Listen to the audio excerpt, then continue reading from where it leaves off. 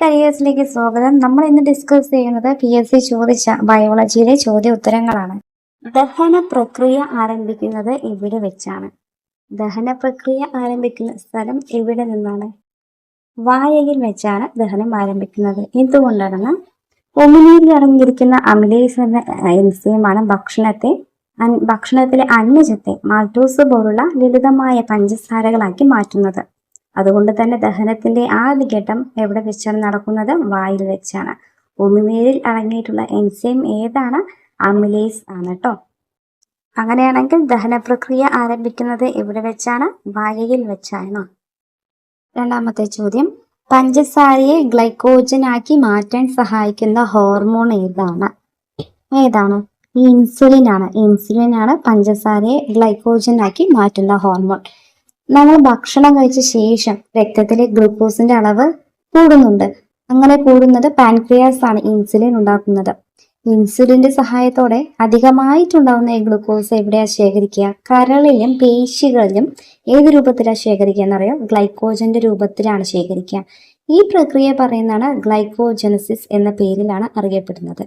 പഞ്ചസാരയെ glycogen ആക്കി മാറ്റാൻ സഹായിക്കുന്ന ഹോർമോൺ ഏതാണ്? അപ്പോൾ ഇൻസുലിൻ ആണ്. നെക്സ്റ്റ്, കരൾ ഉൽപ്പാദിപ്പിക്കുന്ന ദഹനരസം ഏതാണ്? കരൾ ഉൽപ്പാദിപ്പിക്കുന്ന ദഹനരസം ഏതാണ്? അത് പിത്തരസം അഥവാ ബിലി ജ്യൂസ് ആണ്. പിത്തരസം ഉൽപ്പാദിപ്പിക്കുന്നത് ആരാണ്? കരളാണ്. കരൾ എന്നാൽ നമ്മുടെ ലിവർ ആണ്. പിത്തരസം സംഭരിച്ചു വെക്കുന്നത് എവിടെയാണെന്നറിയാം? പിത്താശയം അഥവാ ഗാൾ ബ്ലാഡറിലാണ്. പിത്തരസം സംഭരിക്കുന്നത് എവിടെയാണ്? പിത്താശയത്തിലാണ്. പിത്തരസത്തിൽ എൻസൈമുകളുണ്ടോ? ഇല്ല. പിത്തരസത്തില് ദഹന എൻസൈമുകൾ ഒന്നും തന്നെ ഇല്ല. കൊഴുപ്പിന്റെ ദഹനത്തിന് സഹായിക്കുന്നത് ആരാണ്? അത് പിത്തരസമാണ്. കൊഴുപ്പിന്റെ ദഹന സഹായി എന്നറിയപ്പെടുന്നത് പിത്തരസമാണ്. മനുഷ്യ ശരീരത്തിലെ ഏറ്റവും വലിയ ആന്തരിക അവയവമാണ് കരള്. കരളിനെ ബാധിക്കുന്ന ഒരു രോഗം ഏതാണ്? ഹെപ്പറ്റൈറ്റിസ് ആണ്. ഇതെല്ലാം മിക്ക ക്വസ്റ്റ്യൻസും PYQ ആയിട്ടുള്ളതാണ്. കരളിനെ ബാധിക്കുന്ന രോഗം ഏതാണ്? ഹെപ്പറ്റൈറ്റിസ് ആണ്. ഗ്ലൂക്കോസിനെ ഗ്ലൈക്കോജനാക്കി സൂക്ഷിച്ചു വെക്കുന്ന അല്ലെങ്കിൽ സംഭരിക്കുന്ന അവയവം കരളാണ്. ഗ്ലൂക്കോസിനെ ഗ്ലൈക്കോജനാക്കി സംഭരിക്കുന്നതും കരളാണ്. ശരീരത്തിലെ വിഷാംശങ്ങളെ നിർവീര്യമാക്കുന്ന അവയവം ഏതാണ്? അതും കരൾ തന്നെയാണ്. ഇതെല്ലാം PYQ ആണ്. അപ്പോൾ കരൾ ഉൽപ്പാദിപ്പിക്കുന്ന ദഹനരസം ഏതാണ്? ഓപ്ഷനിൽ പിത്തരസമാണ്. പിത്തരസത്തിന് എൻസൈമുകൾ ഉണ്ടോ? ഇല്ല. രക്തത്തിലെ ഗ്ലൂക്കോസിനെ ഗ്ലൈക്കോജൻ ആക്കി മാറ്റുന്ന അവയവം ഏതാണ്? കരളാണല്ലേ. നമ്മൾ മുന്നേ പറഞ്ഞിരുന്നു, ഡീറ്റെയിൽസ് ആയിട്ട് മുന്നേ പറഞ്ഞിരുന്നു കേട്ടോ. അപ്പൊ രക്തത്തിലെ ഗ്ലൂക്കോസിനെ ഗ്ലൈക്കോജൻ ആക്കുന്ന അവയവം ഏതാണ്? കരളാണ്. രക്തം കട്ട പിടിക്കാൻ സഹായിക്കുന്ന പ്ലാസ്മ പ്രോട്ടീൻ ഏതാണ്? രക്തം കട്ട പിടിക്കാനായി സഹായിക്കുന്ന പ്ലാസ്മ പ്രോട്ടീൻ ഏതാണ്? അത് ഫൈബ്രിനോജൻ ആണ്. രക്തം കട്ട പിടിക്കുന്നതിന്റെ പ്രക്രിയയിൽ പ്രധാന പങ്കുവഹിക്കുന്ന ഒരു പ്ലാസ്മ പ്രോട്ടീൻ ഏതാണ്? അത് ഫൈബ്രിനോജൻ ആണ്. ഫൈബ്രിനോജൻ എന്താണ് ചെയ്യുന്നത്? ഫൈബ്രിനോജൻ ഫൈബ്രിൻ ആയി മാറിയിട്ടാണ് രക്തം കട്ടപിടിക്കുന്നത്. ഫൈബ്രിനോജൻ ഏത് രൂപത്തിലേക്കാണ് മാറുന്നത്? ഫൈബ്രിൻ ആയിട്ട് മാറുന്നു. രക്തം കട്ടപിടിക്കാൻ സഹായിക്കുന്ന രക്തഘടകം ഏതാണ്? അത് പ്ലേറ്റ്ലെറ്റുകളാണ്. രക്തം കട്ടപിടിക്കാൻ സഹായിക്കുന്ന രക്തഘടകം ഏതാണ്? അത് പ്ലേറ്റ്ലെറ്റ് ആണ്. രക്തത്തിലെ ദ്രാവക ഭാഗം ഏതാണ്? അത് പ്ലാസ്മയാണ്. എന്നാൽ രക്തത്തിൽ എത്ര ശതമാനമാണ് ജലമുള്ളത്? 90 മുതൽ 92% വരെ എന്താണുള്ളത്? രക്തത്തിൽ എന്താണുള്ളത്? ജലമാണ്. അപ്പൊ എന്താണ് രക്തം കട്ടപിടിക്കാൻ സഹായിക്കുന്ന പ്ലാസ്മ പ്രോട്ടീൻ ഏതാണ്? അത് ഫൈബ്രിനോജൻ ആണ്. മനുഷ്യ ശരീരത്തിലെ ഏറ്റവും ചെറിയ അസ്ഥി ഏതാണ്? മനുഷ്യ ശരീരത്തിലെ ഏറ്റവും ചെറിയ അസ്ഥി ഏതാണ്? അത് സ്റ്റേപ്പിസ് ആണ്. സ്റ്റേപ്പിസ് ആണ് ഏറ്റവും ചെറിയ അസ്ഥി. ഈ സ്റ്റേപ്പിസ് എവിടെയാണ് സ്ഥിതി ചെയ്യുന്നത്? അത് ചെവിയിലാണ് കേട്ടോ. ചെവിയിലെ മധ്യകർണത്തിലാണ് സ്റ്റേപ്പിസ് സ്ഥിതി ചെയ്യുന്നത്. മനുഷ്യ ശരീരത്തിലെ ഏറ്റവും ചെറിയ അസ്ഥി ഏതാണ്? അത് സ്റ്റേപ്പിസ് ആണ്. മനുഷ്യ ശരീരത്തിലെ ഏറ്റവും ചെറിയ അസ്ഥിയാണ് ഈ സ്റ്റേപ്പിസ്. ശബ്ദ തരംഗത്തെ ആന്തരകർണത്തിലേക്ക് കൈമാറാൻ സഹായിക്കുന്ന അവയവമാണ് ഈ സ്റ്റേപ്പിസ്. ശബ്ദ തരംഗത്തെ ആന്തരകർണത്തിലേക്ക് കൈമാറുന്നത് സ്റ്റേപ്പിസ് ആണ്. മധ്യകർണത്തിലെ പ്രധാനപ്പെട്ട 3 അസ്ഥികളാണ് ഉള്ളത്: മാലിയസ്, ഇൻകസ്, സ്റ്റേപ്പിസ്. മധ്യകർണത്തിലെ 3 അസ്ഥിയാണ് മാലിയസ്, ഇൻകസ്, സ്റ്റേപ്പിസ്. അതിൽ ഏറ്റവും ചെറിയ അസ്ഥിയാണ് സ്റ്റേപ്പിസ് എന്നത്. അതാണ് നമ്മൾ ഡിസ്കസ് ചെയ്യുന്നത്. അത് മധ്യകരത്തിലാണ് സ്ഥിതി ചെയ്യുന്നത്. എന്നാൽ മനുഷ്യ ശരീരത്തിലെ ഏറ്റവും വലിയ അസ്ഥി ഏതാണെന്നോ ഇത് ഫീമറാണ് ഏറ്റവും വലിയ അസ്ഥി. അപ്പൊ മനുഷ്യ ശരീരത്തിലെ ഏറ്റവും ചെറിയ അസ്ഥി ഏതാണ്? സ്റ്റേപ്പിസ് ആണ്. മധ്യകരണത്തിലെ സ്റ്റേപ്പിസ് ആണ്. കോശത്തിന്റെ പവർ ഹൗസ് എന്നറിയപ്പെടുന്നത് ആരാണ്? ഏതാണ് കോശത്തിന്റെ പവർ ഹൗസ് എന്നറിയപ്പെടുന്നത്? ഏതാണ്? മൈറ്റോകോൺട്രിയയാണ് കോശത്തിന്റെ പവർ ഹൗസ് എന്നറിയപ്പെടുന്നത്.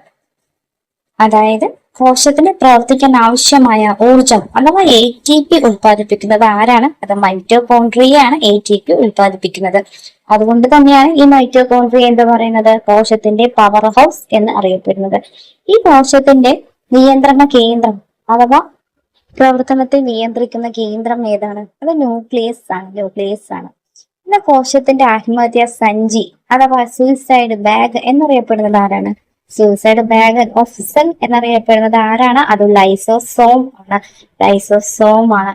അപ്പൊ കോശത്തിന്റെ പവർ ഹൗസ് ആരാണ്? ATP ഉൽപ്പാദിപ്പിക്കുന്ന അഥവാ ഊർജം ഉൽപ്പാദിപ്പിക്കുന്ന കോശത്തിന്റെ പവർ ഹൗസ് എന്നറിയപ്പെടുന്നത് ആരാണ്? അത് മൈറ്റോകോൺട്രിയയാണ്. തലച്ചോറിലെ ഏറ്റവും വലിയ ഭാഗം ഏതാണ്? തലച്ചോറിലെ ഏറ്റവും വലിയ ഭാഗം ഏതാണ്? തലച്ചോറിലെ ഏറ്റവും വലിയ ഭാഗം സെറിബ്രമാണ്. തലച്ചോറിലെ ഏറ്റവും വലിയ ഭാഗമുള്ളത്. തലച്ചോറിലെ ഏറ്റവും വലിയ ഭാഗം സെറിബ്രമാണ്. ചിന്ത, ഓർമ്മ, ബുദ്ധി, പഠനം, വികാരങ്ങൾ എന്നിവയെ നിയന്ത്രിക്കുന്ന ഭാഗമാണ് ഈ സെറിബ്രം എന്നത്. ശരീരത്തിന്റെ ഇച്ഛാനുസൃതമായിട്ടുള്ള വോളണ്ടറി ആക്ഷൻസ് നിയന്ത്രിക്കുന്ന ഭാഗം ഏതാണ്? അത് സെറിബ്രമാണ്. വോളണ്ടറി ആക്ഷൻസ്, ഇച്ഛാനുസൃത പ്രവർത്തനത്തെ നിയന്ത്രിക്കുന്ന ഭാഗം സെറിബ്രമാണ്. ശരീരത്തിന്റെ സന്തുലിതാവസ്ഥയും പേശികളുടെ ഏകോപനവും നിയന്ത്രിക്കുന്ന ഭാഗം ഏതാണ്? സെറിബെല്ലമാണ് ശരീരത്തിനെ ബാലൻസ് ചെയ്യുന്നത്. എന്നാൽ ശ്വസനം, ഹൃദയമിടിപ്പ് തുടങ്ങിയ അനൈശ്ചികപരമായിട്ടുള്ള പ്രവർത്തനങ്ങളെ നിയന്ത്രിക്കുന്ന ഭാഗം ഏതാണ്? തലച്ചോറിലെ ഭാഗം മെഡുല്ല ഒബ്ലാങ്കറ്റയാണ്. ഏറ്റവും വലിയ ഭാഗം ഏതാണ് തലച്ചോറിലെ? അത് സെറിബ്രമാണ്. ശ്വസനം, ഹൃദയമിടിപ്പ് തുടങ്ങിയ അടിസ്ഥാന പ്രവർത്തനത്തെ നിയന്ത്രിക്കുന്ന തലച്ചോറിന്റെ ഭാഗം ഏതാണ്? ഇതാണ് ഇപ്പൊ പറഞ്ഞത്. ഏതാണ് ഭാഗം? മെഡുല്ല ഒബ്ലാങ്കറ്റയാണ്. ദഹന വ്യവസ്ഥയുടെ ഏത് ഭാഗമാണ് ശ്വാസനാളത്തിലേക്ക് ഭക്ഷണം പ്രവേശിക്കുന്നത് തടയുന്നത്? ഏത് ഭാഗമാണ് ശ്വാസനാളത്തിലേക്ക് ഭക്ഷണം പ്രവേശിക്കുന്നത് തടയുന്നത്? അത് എപ്പിഗ്ലോട്ടസ് ആണ്.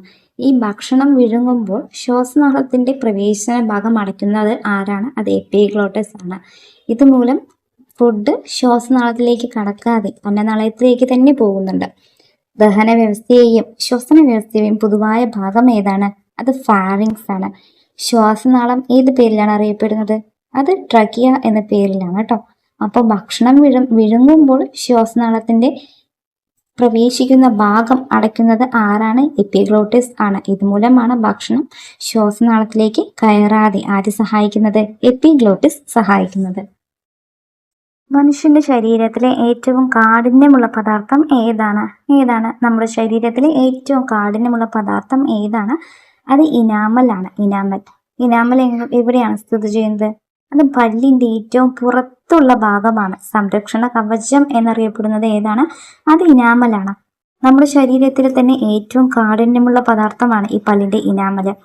പല്ലിന്റെ ആന്തരിക ഭാഗം ഏതാണ്? അത് പൾപ്പ് ക്യാവിറ്റിയാണ്. പല്ലിനെ മോണയിൽ തന്നെ ഉറപ്പിച്ചു നിർത്തുന്ന യോജക കല ഏതാണെന്നോ?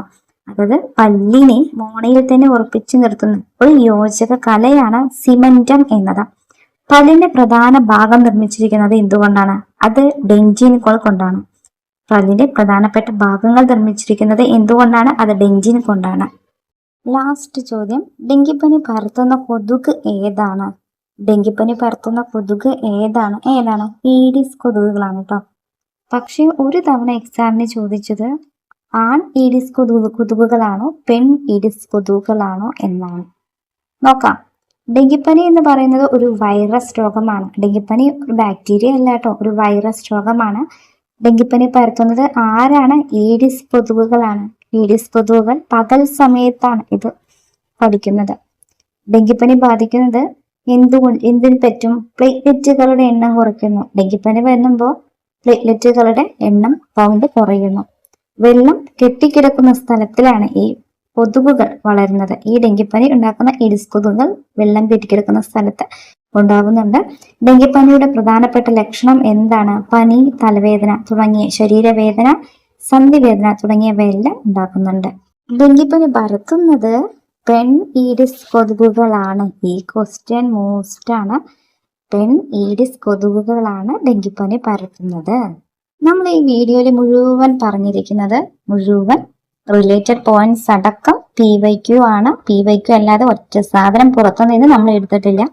So keep going. വീഡിയോ ഉപകാരപ്രദമായാൽ ലൈക്ക് ചെയ്തൊന്ന് സബ്സ്ക്രൈബ് ചെയ്യണേ. ബൈ.